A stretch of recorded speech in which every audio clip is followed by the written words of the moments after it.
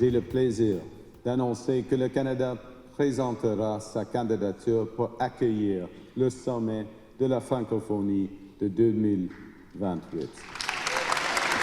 C'est une candidature qui renforcera les liens avec 90 pays et mettra en valeur l'identité francophone du Canada.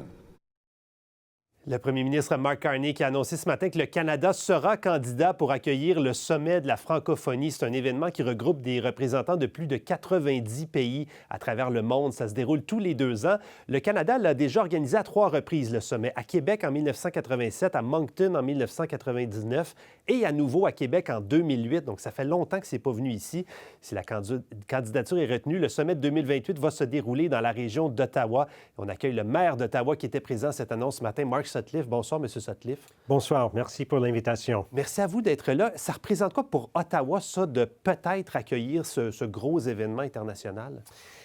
Il y a des retombées économiques pour Ottawa, pour un événement assez grand comme ça, assez important. Mais pour moi, c'est aussi une occasion de mettre en valeur la population franco-ontarienne à Ottawa, la communauté francophone ici, que nous sommes une ville bilingue, nous sommes une ville fière de notre histoire francophone.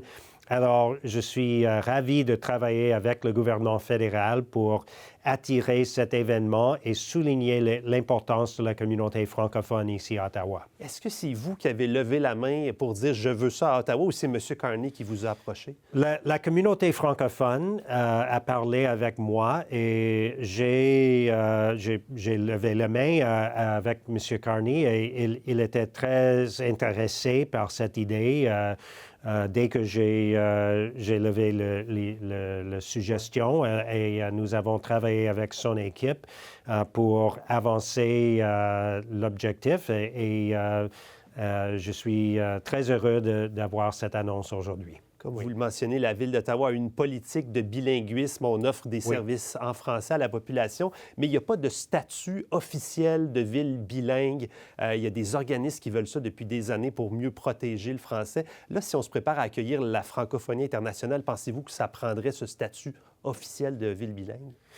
Pour moi, ce qui est important, c'est que les résidents francophones à Ottawa ont des services en français, que la ville fonctionne comme une ville bilingue. Alors, le statut d'être une ville bilingue, c'est moins important pour moi. Ça ne changerait rien pour vous, là. Non, mais nous sommes toujours en train d'améliorer les services pour les francophones à Ottawa et je parle souvent avec les leaders de la communauté francophone pour avancer leurs intérêts. Là, autre grosse annonce ce matin, le gouvernement fédéral annonce que c'est avec la ville d'Ottawa qui s'est entendu pour la première fois. Ottawa est la première ville à conclure une entente avec le programme Maison Canada. Oui. On parle de 400 millions de dollars pour bâtir 3000 logements. Ça va changer quoi pour les villes, ça, ce nouveau programme-là? C'est très intéressant et encore une fois, je suis très heureux de travailler avec le premier ministre et son équipe sur ce plan. Alors, le gouvernement fédéral vont bâtir 2000 logements abordables sur le terrain fédéral ici à Ottawa. Le gouvernement fédéral a beaucoup de propriétés ici à Ottawa. Alors, nous travaillons ensemble pour avancer ces projets. Et puis aussi, le gouvernement fédéral va investir de l'argent sur les projets que nous avons à la Ville d'Ottawa pour les logements abordables, pour à peu près 1000 des projets que nous avons, 1000 logements que nous avons dans le pipeline ici à Ottawa. Donc, vous pensez que ça va être positif à l'échelle du pays, ce programme-là? Ça va pouvoir accélérer les projets? Oui, absolument. Et ce que nous voulons à la Ville d'Ottawa, c'est de dire oui au logement abordable et d'avancer beaucoup de maisons ici à Ottawa. Et ça, c'est une occasion d'avancer notre objectif. Et là, on sait que le fédéral va aussi investir des milliards de dollars dans le secteur de la défense. Vous voulez qu'Ottawa devienne une espèce de de capitale de la défense. Expliquez-nous ça. Oui. Je veux que Ottawa et Gatineau, en travaillant ensemble, continuent à...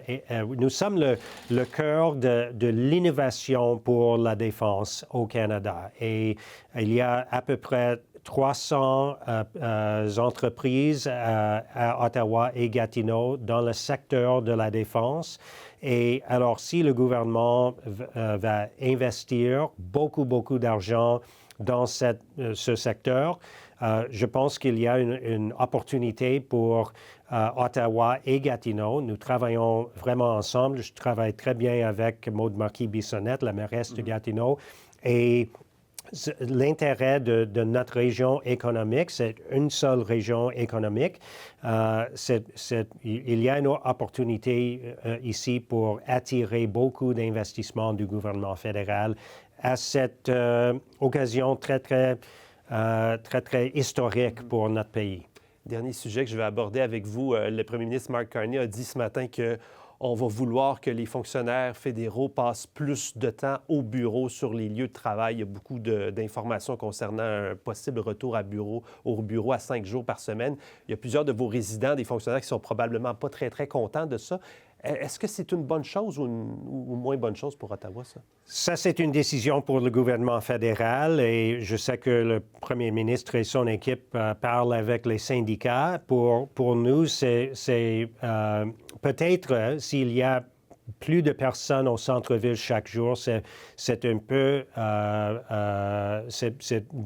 c'est bien pour les petites entreprises au centre-ville. Depuis la pandémie, c'était très difficile pour les petites entreprises au centre-ville. Alors, j'espère qu'il y aura plus de personnes au centre-ville, si c'est les employés fédéraux ou si c'est les gens qui assistent aux événements ou qui sont dans les restaurants. Je veux toujours qu'il y ait plus de personnes au centre-ville. Un petit coup de pouce peut-être pour l'économie locale. Mark Sutcliffe, maire d'Ottawa, merci beaucoup d'être venu nous voir. C'est toujours un plaisir. Merci à vous.